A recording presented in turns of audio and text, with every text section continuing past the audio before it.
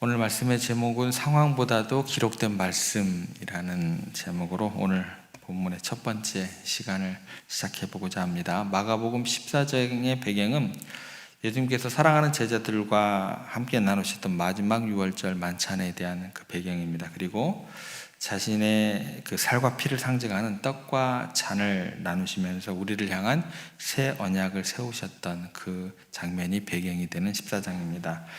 그런데 이제 그 만찬을 마무리하면서 성경은 그 밤 분위기가 어떠했었는지 우리에게 이렇게 전하고 있습니다. 26절에 보면 그 분위기가 이에 그들이 찬미하고 감람산으로 가니라. 여기 보면 이제 그 분위기가 찬미라는 단어에 다 집약되어 있는 것처럼 보여지게 됩니다. 찬미. 한번 상상해 보시기 바랍니다. 선생님이신 예수님을 중심으로 12명의 제자들이 뺑 둘러 앉아서 또 음식을 나누고 또 기념을 하고 또 마음껏 그 마음들을 다해서 하나님을 찬양했을 것입니다. 그리고 그들의 가슴 벅찬 그 찬미 소리가 예루살렘 밤하늘을 그렇게 고이 수놓고 있었을 겁니다. 굉장히 아름답고 은혜로운 또 그런 풍경이었겠죠. 그리고 제자들의 마음은 선생님을 향한 뜨거운 사랑과 헌신의 다짐으로 활활 타오르고 있었을 것입니다. 주님, 저희들이 선생님과 함께 영원히 함께 할 것입니다. 다른 사람들은 몰라도, 세상 사람들은 몰라도 목숨을 걸고 주님을 따를 겁니다. 이런 고백이 진심 어린 그 찬양의 어떤 그런 내용이었겠죠. 그리고 그들의 눈빛은 막 결의에 딱 차 있어서 막 힘이 주어지는 어떤 살아있는 눈동자, 그렇게 보여졌을 것입니다. 그런데 그 순간 그들의 뜨거운 찬양 소리가 채 가시기도 전에 주님께서 제자들의 마음에 찬물을 끼얹듯이 이렇게 이야기를 하시죠. 27절 보면 예수께서 제자들에게 이르시되 너희가 다 나를 버리리라. 이 이야기를 들었을 때 제자들의 심정이 어땠을까 한번 생각해 보면 좋겠습니다. 아마 굉장히 충격을 받았을 거예요. 당혹감에 휩싸였을 제자들의 모습이었을 것입니다. 아니 주님, 저희가 바로 지금 이 자리에서 얼마나 사랑한다고 이야기를 하고 있고 얼마나 우리가 찬양하고 있는데 어떻게 저희들에게 그런 말씀을 하실 수 있으십니까? 다른 사람은 몰라도 저는 아닙니다. 저는. 이런 마음이 들지 않았을까? 우리가 여기서 굉장히 중요한 질문을 마주하게 됩니다. 예수님은 어떻게 이토록 아름다운 헌신과 그렇게 찬양의 분위기 속에서 제자들의 무서운 배신을 또 조금도 흔들림 없이 확신하시면서 선포하실 수 있었을까요? 라는 질문을 대하게 됩니다. 혹시 그들의 찬양이 거짓이었었기 때문에 그랬을까요? 저는 확신합니다. 제자들의 마음은요, 진심이었을 것이다 라고 확신을 합니다. 그렇다면 이 주님의 확신은 어디서 온 것일까? 이것이 바로 오늘 우리 새벽에 우리가 붙들어야 될 진리의 말씀입니다. 예수님은 제자들의 찬양 소리를 분명히 들으셨어요. 그리고 그들의 뜨거운 눈빛과 결의에 찬 표정도 똑똑히 보셨을 겁니다. 이것은 눈에 보이고 귀에 들리는 현실임에 틀림없습니다. 누가 봐도 이들은 절대로 주님을 배신하지 않을 거야 라고 생각할 만한 압도적인 상황은 맞습니다. 그런데 우리 주님께서는 현실 너머의 그 상황 너머를 보고 계셨다라는 거예요. 사람의 감정 또 결심이라는 안개와 같은 현실 너머에 있는 더 분명하고 더 확실한 그 상황을 바라보고 계셨다라는 거예요. 그 현실이 무엇이냐면 기록된 하나님의 말씀이었다라는 것입니다. 그래서 주님께서 자신의 선포에 대한 이유를 이렇게 설명하십니다. 27절 하반절에 보면 이는 기록된 바 내가 목자를 치리니 양들이 흩어지리라 하였음이니라. 여기 보면 이는 기록된 바라고 나오는데 기록되었기 때문이다라는 거죠. 이 한마디에 예수님의 인생의 모든 비밀이 담겨 있다라는 겁니다. 예수님께서 제자들이 지금 드리는 찬양이 예수님께는 궁극적인 현실이 아니었어요. 그들의 굳은 결심이 절대적인 현실이 아니었다라는 거예요. 예수님의 인생에 있어서 유일하고 절대적인 실상은 영원전부터 기록된 변치 않은 하나님의 말씀이었다라는 겁니다. 하나님께서 스가랴 선지자를 통해서 이미 말씀하셨습니다. 스가랴 13장 7절 말씀인데요. 그대로 똑같아요. 메시아라는 목자를 치게 될 것이다. 그러면 그를 따르던 양떼는 모두 흩어질 것이다. 예수님은 이 말씀을 현실로 붙들고 계셨다라는 거예요. 그래서 제자들의 찬양 소리가 없었던 게 아닙니다. 그 소리를 들으시면서도 그 말씀이 이루어질 내일을 바라보고 계셨던 거예요. 그래서 그들의 감정에 집중한 것이 아니라 하나님의 말씀에 집중했기 때문에 그걸 바라볼 수 있었다는 거예요. 그래서 사람의 소리를 일시적인 소음으로 여기시고 하나님의 말씀을 가장 중요한 실상으로 받아들이셨기 때문에 그 모습이 가능했다라는 거예요. 믿음은 바라는 것들의 실상이요. 그 바라는 것이 누굴까요? 한번 오늘 기도하시면서 고민해 보시기 바랍니다. 내가 바라는 것, 내가 욕심내는 것, 내가 탐내는 것, 그러면 그 믿음이 쉽지 않으실 거예요. 말씀이 현실이었다라는 거죠. 예수님께서는 오직 말씀만이 진짜 백이었다라는 그 삶의 모습이 된다라는 것입니다.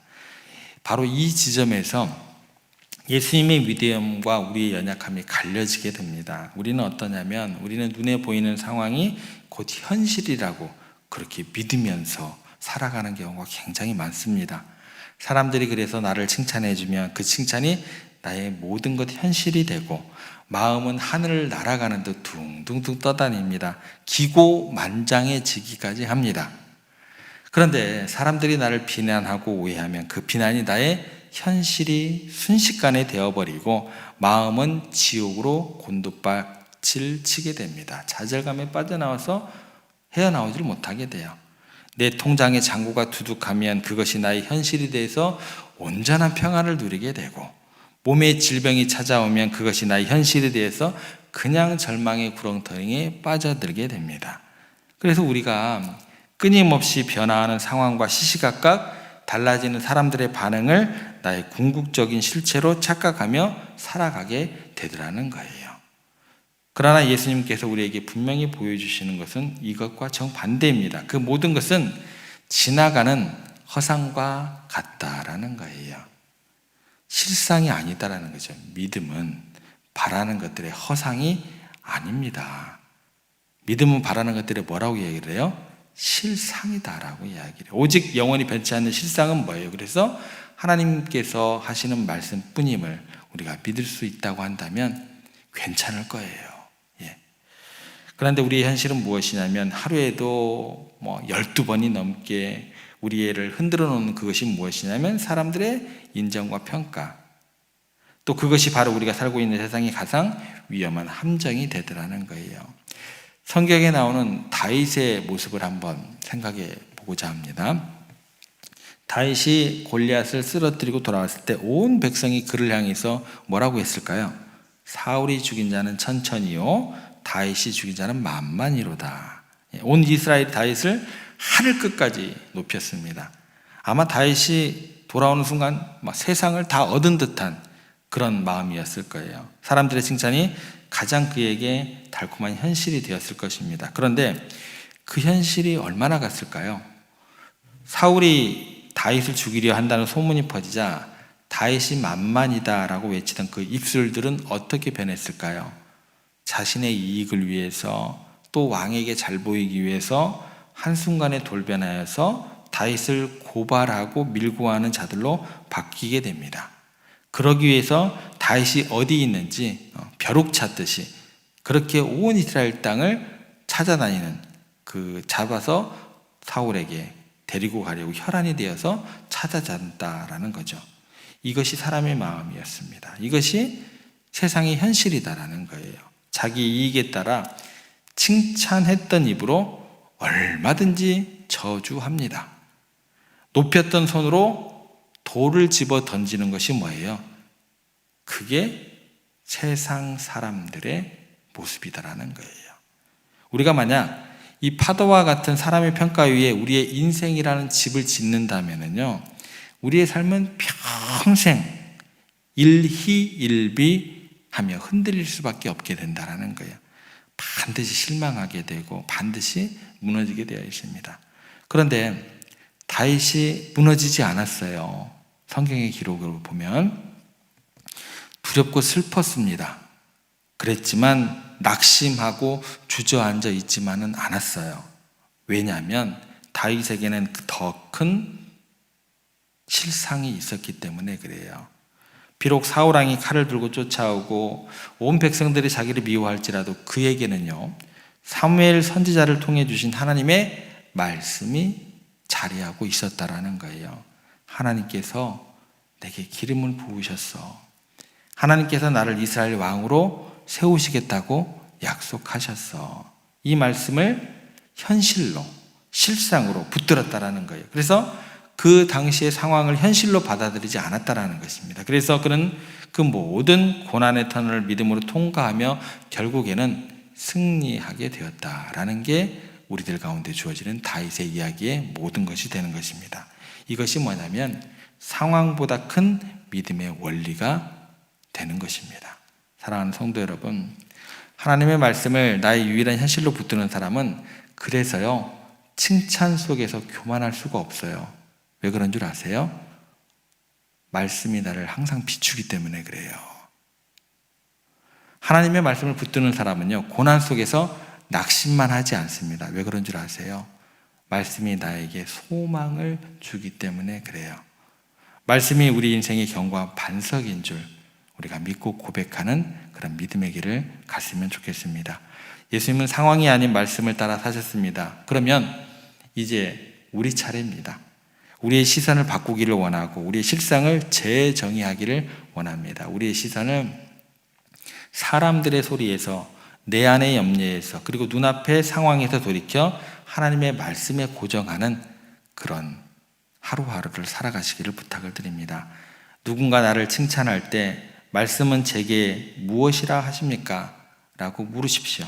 누군가 나를 오해하고 비난할 때 이 상황에 대한 주님의 말씀은 무엇입니까? 라고 말씀을 붙드시기 바랍니다. 질병과 재정의 어려움이 나를 덮칠 때 주님의 약속의 말씀은 어디에 있습니까? 그 말씀만이 나의 영원한 실상입니다. 라고 부르짖으시기를 바랍니다. 이것이 바로 우리 구주 예수 그리스도의 가장 위대한 승리의 비결이 되었습니다. 우리가 이렇게 간절한 말씀의 실상을 붙들고 세상의 모든 소음을 물리칠 때 우리는 비로소 흔들리지 않는 삶을 살게 될 것입니다.